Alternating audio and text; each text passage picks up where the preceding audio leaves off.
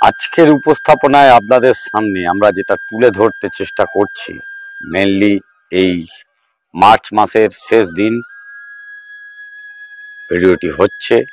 আর এই ভিডিওতে জেনারেলি যেটি বলার চেষ্টা করছি সেটি হচ্ছে বগনভেলিয়া, কাগজ ফুল, বাগান বিলাস, যে যার নামে ডাকতে পছন্দ করেন, সবকটা নামই অ্যাপ্রোপ্রিয়েট তার জন্য। আর তার প্রমাণ হচ্ছে সামনের চোখের সামনের গাছগুলো। হ্যাঁ, মহারানীকেই দেখছেন, এই সেই মহারানী, আপনাদের খুব আকাঙ্ক্ষিত গাছ। সেই গাছটি ধীরে ধীরে বড় হয়ে উঠেছে। আর তার পাশে রয়েছে আপনাদের সেই ভিরা ডিপ পার্পেলের একটি এডিশন। সারা বছর যদি কোনো গাছে ফুল আসতে পারে সেটি হচ্ছে এই গাছটি। থাইল্যান্ড ভ্যারাইটি একটি গাছ, একদম প্রতিটি ব্রাঞ্চে একদম, মানে যাকে র্যাপিড ফ্লাওয়ার কোনো গাছ বলা হয়, সেই গাছটি হচ্ছে এটি। আমি আগেও দেখিয়েছিলাম, আজকে আবার দেখাচ্ছি। প্রচুর পরিমাণে ফুল নিয়ে গাছে একসঙ্গে আপনার মনোরঞ্জন করতে, আপনার বাড়ির সৌন্দর্যকে তুলে ধরতে এই গাছটি অপরিহার্য। পরপর পরপর প্রচুর গাছ এখানে একটি একটি করে দেখতে পাচ্ছেন। এখানে কম বেশি অনেক কটি গাছই রয়েছে। যেমন এখন দেখছেন আপনারা বলাকা, পেছনে অর্জুনা রয়েছে, ও পাশে আপনারা সাদা গাছের একটি ফুল দেখতে পাচ্ছেন। এক পাশে সাদা আমি দেখাচ্ছি, যেটি দেখতে পাবেন শুভ্রা। শুভ্রা যেমন সুন্দর সাদা ফুল হয়ে রয়েছে, একদম ঠিক শুভ্রার যেমন সাদা, আর একটি সাদা ফুল গাছ হচ্ছে আপনাদের সেই মিস অ্যালিস, যে গাছটি প্রচন্ড সুন্দর ফুল হয়ে পুরো গাছ ফুলে ভর্তি হয়ে থাকতে পারে, সেই মিস অ্যালিস। যারা নতুন বাগানি আপনারা শুরু করছেন, এই সকল গাছ দিয়ে আপনারা শুরু করতে পারেন। তার মধ্যে যেমন শুভ্রা রয়েছে, মিস অ্যালিস রয়েছে, এই ভিরা ডিপ পার্পেল রয়েছে, অর্জুনা রয়েছে, এইসব গাছগুলো আপনারা করতেই পারেন। আর এইসব গাছ এতদিন ধরে আমরা বারবার বলেছি, রুটস্টকের গাছ নিয়ে গাছ করুন।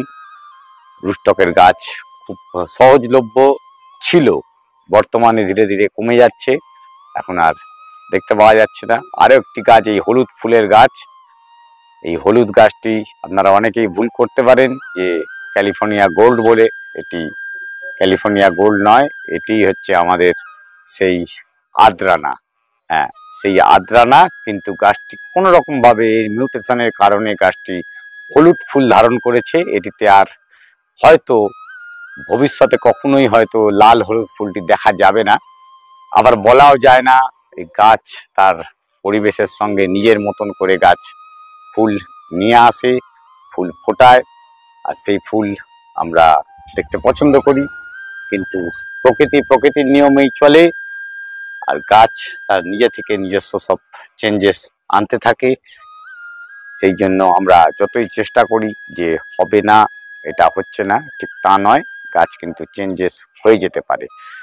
যাই হোক, আজকের ভিডিওতে আমরা বেসিক্যালি যেটি দেখব, গাছ যারা কিনেছেন বাড়ি গিয়ে স্টকে রেখে দিয়েছেন, এই ভিডিওর মাধ্যমে আমরা তুলে ধরবো গাছটিকে এখন ঠিক করা আমাদের উচিত, সেই নিয়েই আলোচনা থাকছে। আসুন দেখে নেওয়া যাক আজকের আলোচনার পর্বটি ঠিক কি।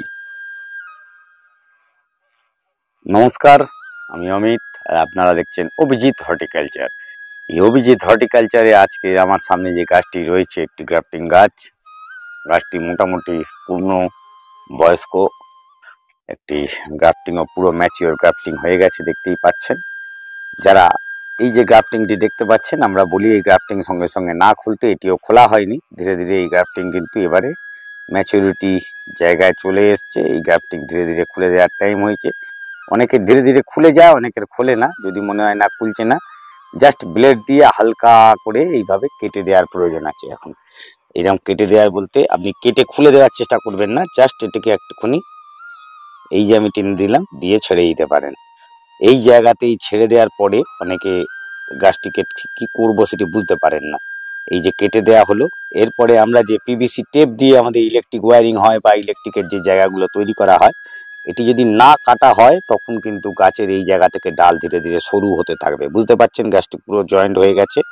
আর এই জয়েন্টের পরে কিন্তু আমরা যদি রেখে দিই গাছটি ধীরে ধীরে দুর্বল হয়ে পড়বে, আর দুর্বল যাতে না হয় সেই কারণেই এই জিনিসটি করে খুলে দেওয়ার প্রয়োজন। এই যে গাছের ধীরে ধীরে যেখানে দেখুন জয়েন্টটি পুরো কমপ্লিট হয়েছে, আর এই জায়গাটা বসে যাওয়া শুরু করেছিল, এই টাইটনেসটা এসে যাওয়ার প্রয়োজন। আর যখনই টাইট হয়ে যাবে গাছ কিন্তু শক্ত, আপনারা নিজেরাই বুঝতে পারবেন। এটিকে টেপ দিয়ে আটকেও রাখতে পারেন যদি মনে করেন না আটকাবো না, কিন্তু সেরকম জায়গায় রাখতে হবে যে গাছের ডালে কোনো পাখি পক্ষী যেন ইমিডিয়েট না বসে। যদি বসে কোনো সময় লোড যদি এই সাইডে আসতে পারে তাহলে কিন্তু এই পার্টিকুলার জয়েন্ট থেকে শেয়ার করে যেতে পারে, এইখান থেকে কিন্তু ছিঁড়ে গিয়ে গাছটি নষ্ট হতে পারে। এরকম ঘটনা বহু ঘটেছে, আর সেই জন্যই সাবধানতা অবলম্বন করা ভালো। একটু টেপ দিয়ে বা একটু কিছু দিয়ে টাইট করে, বিশেষ করে পিভিসি টেপ দিয়ে আমরা রাখি, অনেকে দেখেছেন লাল সবুজ টেপ দিয়ে আটকে রাখে, এটিও রাখার প্রয়োজন আছে, যদি করে দিতে পারেন ভালো। যাই হোক, আর বাকি গাছের যে আছে আপনাদের কাছে বড় ব্যাগে গাছ রয়েছে, 5 ইঞ্চি 6 ইঞ্চি ব্যাগে গাছ নিয়েছেন বা ছোট ব্যাগে রয়েছে, সেই গাছগুলোকে পটিং করে নেওয়া যাবে। পটিং এর জন্য অনেক রকম মাটি, যারা সিন্ডারে করতে চান সিন্ডারে করতে পারেন, যারা মাটিতে করতে চান মাটিতে করতে পারেন। আজকে আমি যে গাছটি রিপোর্টিং করব, এই গাছটি রিপোর্টিং এর ফার্স্ট কাজটি থাকবে আমার গাছটিকে এই রুট বল ইনট্যাক্ট রেখে গাছটিকে কিন্তু রিপোর্টিং করা। তাহলে রুট বল যদি ইনট্যাক্ট রাখতে চাই আমরা, তাহলে আমাকে এই ব্যাগটিকে ধীরে ধীরে কেটে নিতে হবে।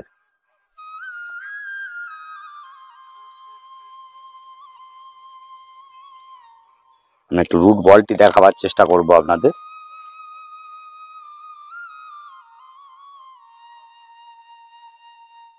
দেখুন গাছের রুট বল একদম রুট পুরো জেনারেট করে গেছে। নতুন মাটি যেটি দেওয়া ছিল, গাছটি 4 ইঞ্চি থেকে 6 ইঞ্চি বা 5 ইঞ্চি ট্রান্সফার হয়েছিল, সেই 5 ইঞ্চিতে যাওয়ার পর এখানে রুট তৈরি হয়ে বাইরে চলে এসছে। এই রুটটি এখন আমি একটি 8 ইঞ্চি পটে একে ট্রান্সফার করে নিয়ে যাব।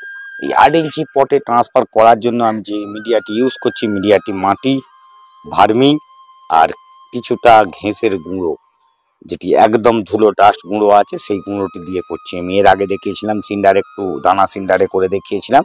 আপনার যেটি সুবিধা হবে সেটিতে করতে পারেন। অনেক সময় আমি এর থেকে বড় সিন্ডারতেও কাজ করেছি, কোনো প্রবলেম নেই। যত বেশি বড় করবেন গরমকালের জন্য প্রবলেম, তার কারণ যে গরমকালে সিন্ডারে জল ধরে রাখতে পারবে না, আর জল যদি ধরে না রাখতে পারে গাছে কিন্তু শীত গরমের জন্য রুট ড্যামেজ হওয়ার চান্সেস আছে, শুকিয়ে যেতে পারে। সেই কারণে এই ধরনের সিন্ডার ইউজ করবেন। আর বোগনভেলিয়ার ক্ষেত্রে মাটি কিন্তু রিইউজ মাটি আমরা কিন্তু ইউজ করতেই পারি, কিন্তু গাছের খাবার কিন্তু ঠিকঠাক টাইম মতন দিয়ে যেতে হবে। তার কারণ হচ্ছে মাটিতে খাবার যদি একেবারে পর্যাপ্ত পরিমাণ না থাকে গাছে কিন্তু ডাইব্যাক আসার চান্সেস থাকে, আর সবচেয়ে বড় ব্যাপার হচ্ছে গাছে ক্লোরোসিস হয়ে যাওয়া। যে মাটি যত বেশি পোরাসিটি থাকবে সেই মাটিতে তত বেশি ক্লোরোসিস আসে। তার কারণ হচ্ছে মাটি থেকে জল ধারণ ক্ষমতা যেমন থাকে না, তেমনি জল ধারণ ক্ষমতার সাথে সাথে জল যখনই ড্রেন হয়ে বেরিয়ে যেতে শুরু করে, সেই মাটি থেকে কিন্তু নিউট্রিয়েন্টস তত বেশি তাড়াতাড়ি কিন্তু ড্রেন আউট হয়। সেই কারণে মাটি ইউজ করতে হবে বুঝে শুনে। আমি এক্ষুনি বললাম রিইউজ মাটি ইউজ করতে পারেন, একদম কাঁকড় বালি মাটি ইউজ করতে পারেন, বোগনভেলিয়ার জন্য খুব ভালো। কিন্তু পর্যাপ্ত পরিমাণ খাবার, বিশেষত মাইক্রোনিউট্রিয়েন্টস যেগুলো দেওয়ার প্রয়োজন মতো দেবেন। আর যারা একেবারে জৈব প্রক্রিয়াতে করতে চাইছেন, জৈব প্রক্রিয়াতে যেসব সারগুলো স্পেসিফিক সারগুলো রয়েছে, হাড়গুঁড়ো সিংকুচি, সেসব সার ইউজ করা কাম্য। কিন্তু খাবারের কথা যখন বলাই হচ্ছে, তাহলে খাবারটিও আপনাদের সামনে তুলে ধরছি আমি। এই খাবারটির মধ্যে আপনাদের হাড়গুঁড়ো সিংকুচি ডিকম্পোস্টিং করে একটু রেখে দেওয়া রয়েছে, এই সারটি আমি ইউজ করব। আপনারা ভাবছেন কি মাটিতে ইউজ করা হবে না, ঠিক তা নয়। মাটিতে আমি কোনো রকম সার কিন্তু মেশাবো না। যদি মাটিতে মিশিয়ে রাখার হয় তাহলে কিন্তু মাঝখানে আগে মিশিয়ে রাখাটাই শ্রেয়, তাতে গাছ কিন্তু আরও ভালো ফলাফল দেবে। মাটির সঙ্গে মিশে গিয়ে জৈব প্রক্রিয়ায় যেটি তৈরি হয় সেটি হয়ে যেতে পারবে। আর আমি এখানে রিপোর্টিং করার জন্য মাটি ওইভাবে ইউজ করছি না, আমি গাছটিকে জাস্ট যেভাবে আপনারা পটিং করেন সেভাবেই করব, নর্মাল পটিং।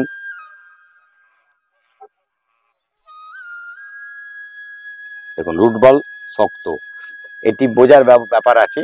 আমি যে কাজটি করছি এটি ভুল করে করবেন না, কেন সকলে জানেন না আপনার রুট বলটা কতখানি শক্ত হয়েছে। এই ভুলটি সকলে করি, আর তার জন্য আমাদের কিন্তু বোগনভেলিয়া নষ্ট হয়। আমরা গাছের ঢাল ধরে তুলি, অনেক সময় মাটি নরম থাকে বা এই শেকড় ঠিক মতন বাউন্ডিং না হওয়ার জন্য মাটি কিন্তু ছড়ে পড়ে যাওয়ার প্রবণতা থাকে। এই যে ভুলটি ভুল করে করবেন না, এটি আমি জেনে শুনে বুঝে শুনে করছি আপনাদের দেখাবার জন্য। আপনারা এই ভুলটি করবেন না, গাছটিকে সবসময় এইভাবে ধরে মাটির রুট বলটি ধরে গাছটিকে প্রতিস্থাপন করার চেষ্টা করবেন।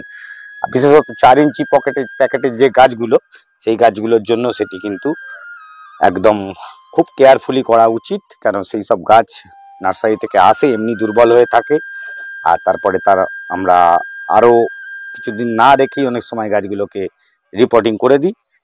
আমি এই সাইডের মাটি হালকা করে ভেঙে দিচ্ছি, তার কারণ হচ্ছে যাতে মাটির সঙ্গে বন্ডিংটা খুব তাড়াতাড়ি আসতে পারে।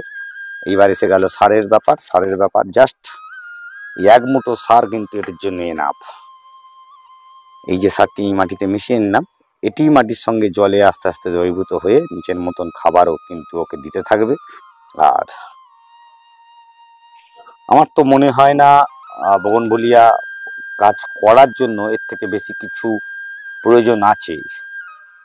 এর পরবর্তী কাজ যদি বলেন, সেই পরবর্তী কাজটি হলো শুধুমাত্র জল দেয়া।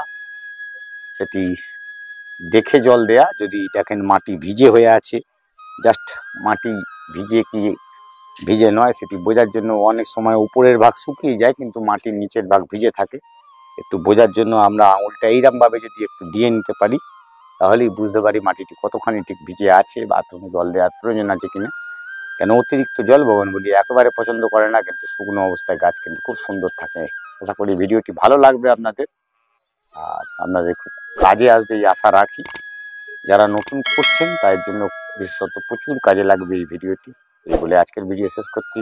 সবাই ভালো থাকবেন, সুন্দর বাগান হয়ে উঠুক সকলের, এই আশা রেখে শেষ করলাম। নমস্কার।